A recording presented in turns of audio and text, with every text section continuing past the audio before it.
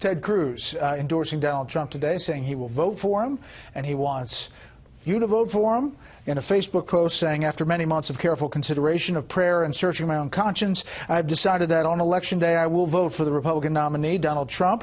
He says he made that pledge. He's sticking to it. He finishes saying, our country's in crisis. Hillary Clinton is manifestly unfit to be president, and her policies would harm millions of Americans. And Donald Trump is the only thing standing in her way. A year ago, I pledged to endorse the Republican nominee, and I'm honoring that commitment.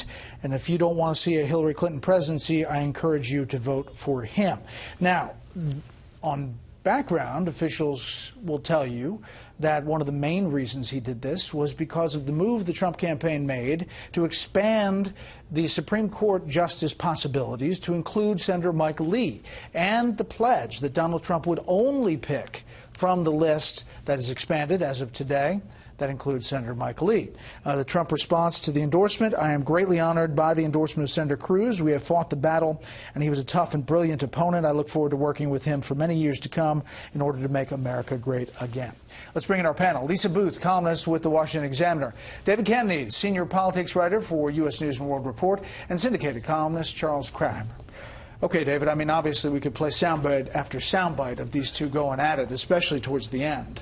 How big a deal is this? I think it's a bigger deal for Ted Cruz's future than anything that will happen in this current cycle.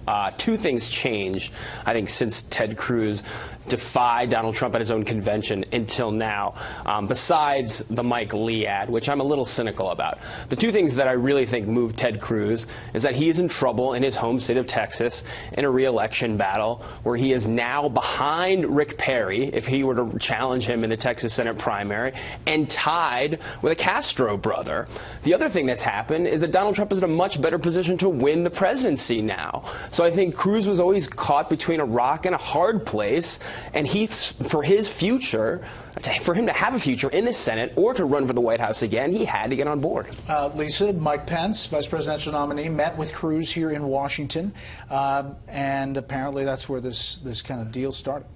Well, I think another thing that happened as well was the backlash that Senator Cruz faced, particularly from one of his biggest donors, Robert Mercer. So I have to imagine that that might have helped move him along in this direction as well. Secondly, I think as Donald Trump improves in the polls, if he does improve in the polls, especially heading into Election Day, I think you'll see a lot more Republicans like Ted Cruz that were holding out potentially come and support Donald Trump. But this most certainly helps Donald Trump. Not only does it make him look strong in the sense that Senator Ted Cruz, who vehemently opposed him in his speech before the Republican convention, or Republican National Convention, has now come around, but also helps him in his effort to try to coalesce the Republican base and support, which he's been struggling with. You know, though the polls seem to have changed recently. Our state polls, some national polls, now have it at 93, 94, 95% of Republicans saying they're certain they're going to vote for Donald Trump. So coalescing the conservative base, obviously a concern, but this helps with that. It does help, but I think David's right. This is about Cruz much more than it is about Trump. And when he says it makes him a little cynical, I would have to say that that's an understatement. Should make you very cynical. I love the way that Cruz said, after searching his conscience. Whenever a politician says he searched his conscience, you can assume it was a quick search of a very small space. Now, I'm not saying anything personal about Cruz, but remember, he and Trump were the outsiders, and what was their calling card from the very beginning? We don't act like the Washington insiders. We don't scratch each other's back. We speak our conscience, etc. Well, it turns out in the end that they do what you'd expect of any other candidates, which is why, I mean, I don't denounce them or deplore what they're doing here. This is business as usual, but weren't they the candidates who are against the business as usual? And I like Trump's line, his line where he says, we fought the battle. He was a tough and brilliant opponent. Well, at the time, he was a tough and lying opponent, and now apparently he's a brilliant opponent.